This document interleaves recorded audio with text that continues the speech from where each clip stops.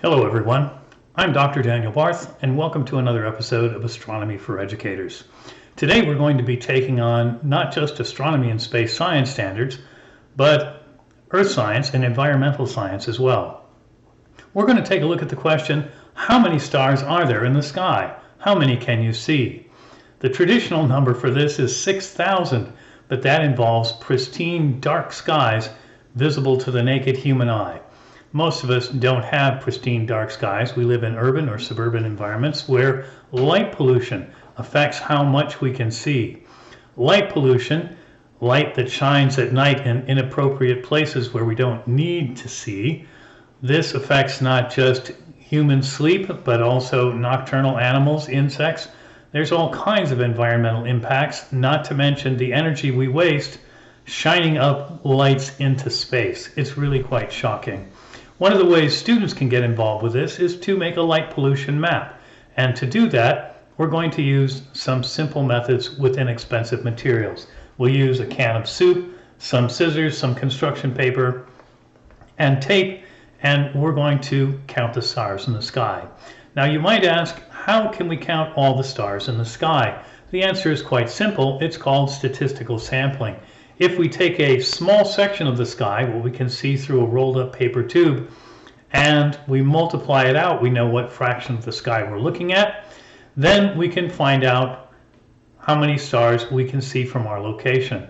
Moreover, doing this in multiple directions and multiple angles off the horizon, we can make for ourselves a light pollution map.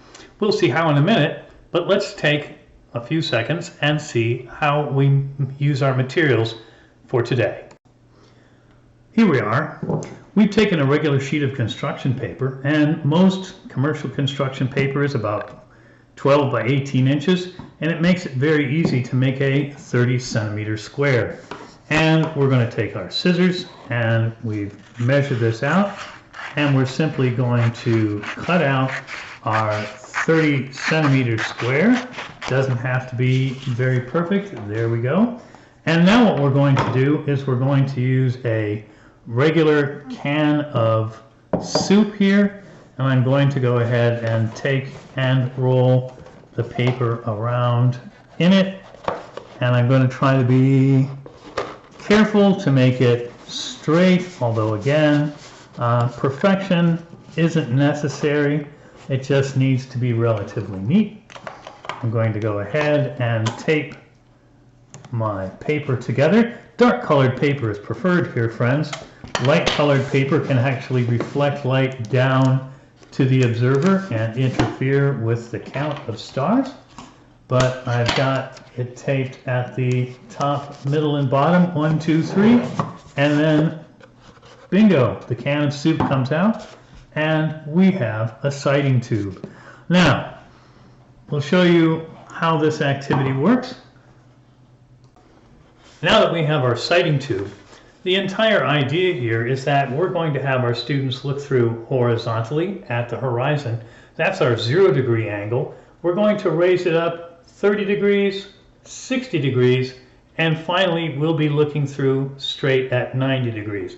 The idea is that we're taking the sky, 0, 1/3 of the way, 30 degrees, 2/3, 60 degrees, straight up 90 degrees, and we're going to do this for 12 directions. We'll end up with a data sheet here, and yes, I have a data sheet for you, and the data sheet shows here's our azimuth or compass directions, and we go 0 through 3:30. These are basically the hours of the clock. So even if you don't have a compass or a compass app on a phone handy, you can think of a clock. Here's 12 o'clock is 0, 1 o'clock is 30 degrees, 2 o'clock is 60 degrees, and so on. And you can go ahead and get all of your data recorded in each direction for 0, 30, 60, and 90 degrees. Now what's interesting, and I don't even tell my students this of course, is that 90 degrees serves as a control for our experiment.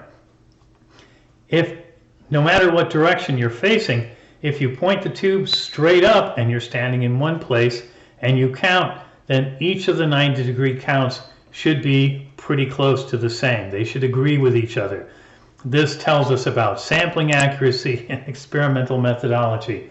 Now, when we're done gathering data, I have a lovely chart here which shows all of our directions, and we have rings for horizon, 0 degrees, 30, 60, and we can average all of our 90-degree numbers and place them here. Now, once students do this, when they look at the map, it should become clear to them that some areas show more stars than others.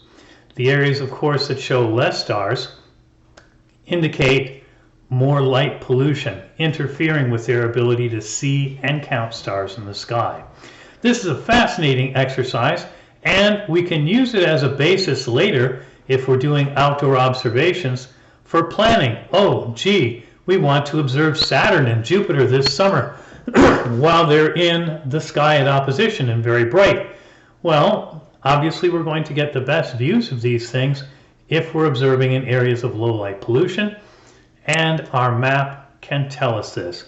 Furthermore, this is an inexpensive and fun activity. It translates very well if you have students working in a remote hybrid classroom situation, or if you want to give students an activity to take home and try on their own.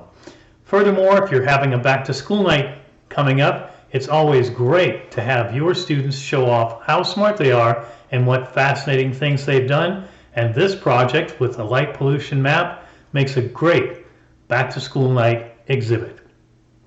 There's a full curriculum guide available for you. Email me at astronomyforeducators@gmail.com, and I'll be happy to send you a free copy of the complete curriculum guide with printouts for the star map and the data sheet.